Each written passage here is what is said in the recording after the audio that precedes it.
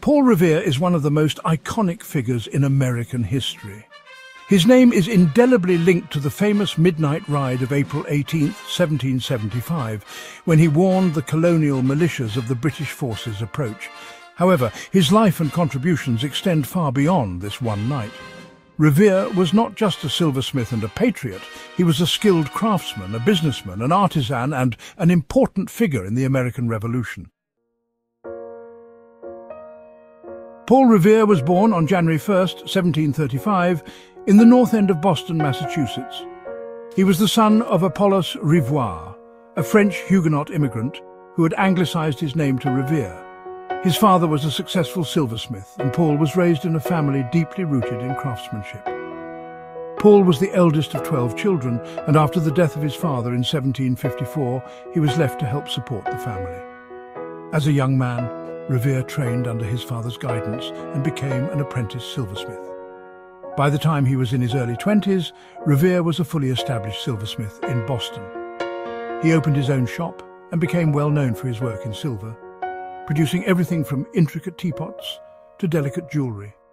His skill in metalworking and attention to detail were widely respected, and his pieces were sought after by the upper echelons of colonial society. Though silversmithing was his primary trade, Revere's interests extended beyond metalwork. He became involved in various civic activities and joined local organisations. His involvement in the Sons of Liberty, a group of colonial patriots who opposed British rule, marked the beginning of his more public and politically active life. The Sons of Liberty was formed in the 1760s in response to the growing dissatisfaction among the American colonies with British policies, including the Stamp Act of 1765, which taxed the colonies without representation in Parliament. The group included many of the most influential patriots of the time, such as Samuel Adams, John Hancock, and James Otis. Revere joined this group and soon became a key member, participating in protests and organising efforts to challenge British authority. Revere's role in the Sons of Liberty was multifaceted. He took part in several acts of civil disobedience, the most famous being the Boston Tea Party in 1773, a protest against the British Tea Act. During the event, colonists disguised as Native Americans boarded British ships and dumped chests of tea into Boston Harbour. This bold act of defiance symbolised the colony's growing resistance to British rule and set the stage for future conflicts. Revere also worked as an engraver. He famously created a widely circulated engraving of the Boston Massacre in 1770, which depicted British soldiers firing on a group of unarmed colonists.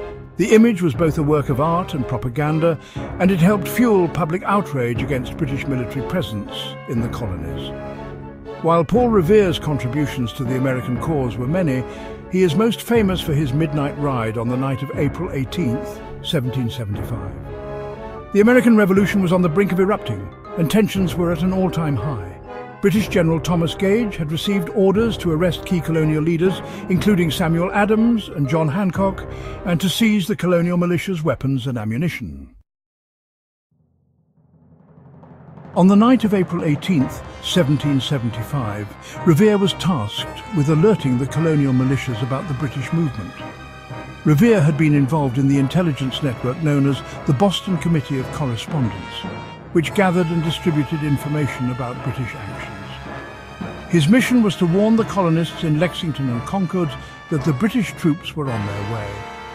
Revere's famous ride began in Boston when he set out to cross the Charles River and reach Lexington, where Adams and Hancock were staying. He was accompanied by William Dawes, another member of the Sons of Liberty. As Revere rode through the countryside, he called out to people along the way, shouting, "The British are coming!" in an effort to alert the militias to the British advance. However, Revere did not complete the journey alone.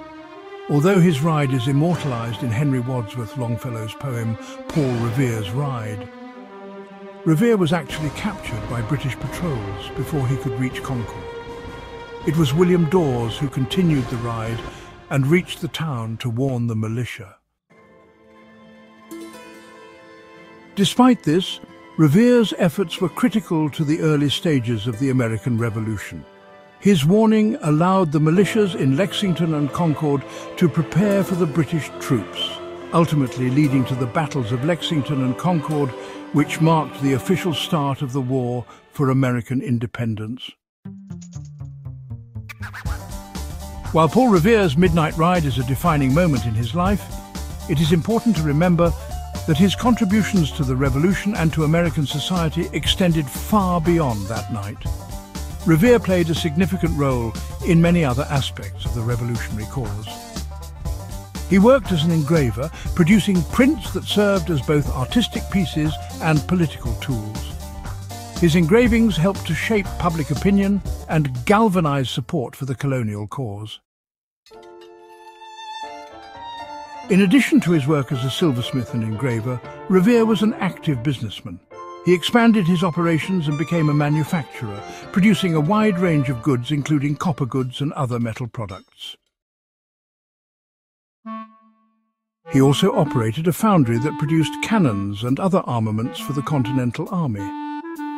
Revere's industrial expertise was instrumental in ensuring that the fledgling nation had the necessary tools to fight the British. Revere's patriotism did not end with his work in the Revolution.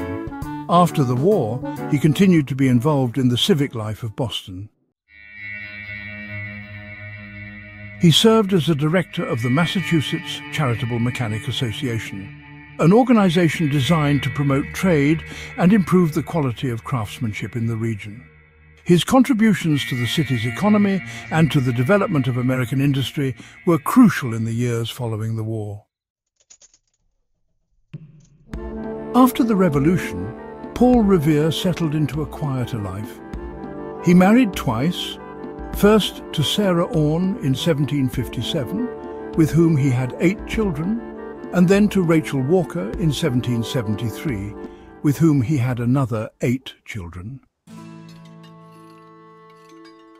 His later years were marked by continued business success and involvement in local affairs. Revere died on May 10th, 1818, at the age of 83. Though his name is most famously associated with his midnight ride, Revere's legacy is far richer and more complex. He played a vital role in the early stages of the American Revolution, helping to spread the word about British actions and ensuring that the colonial militias were ready for battle. His craftsmanship, political involvement and industrial contributions helped shape the United States in its formative years. Paul Revere's contributions to American independence and his lasting influence on the nation have earned him a place in the pantheon of national heroes. His name remains synonymous with courage, patriotism and dedication to the cause of liberty. From his role in the American Revolution to his lasting impact on American industry, Paul Revere remains a symbol of American resilience and determination. Paul Revere's name has become a symbol of American independence, and his midnight ride is one of the most well-known events in American history. While the poem by Longfellow may have immortalized him as a lone rider galloping through the night, the reality of his contributions to the revolutionary cause was far broader. Revere's life was defined by his work as a silversmith, his service to the colonies, his role in the early American Industrial Revolution, and his dedication to the ideals of freedom and independence. His ride to warn the colonial militias was just one part of a much larger story of his patriotism and legacy, which continues to inspire Americans to this day. For more content like this, please like and subscribe.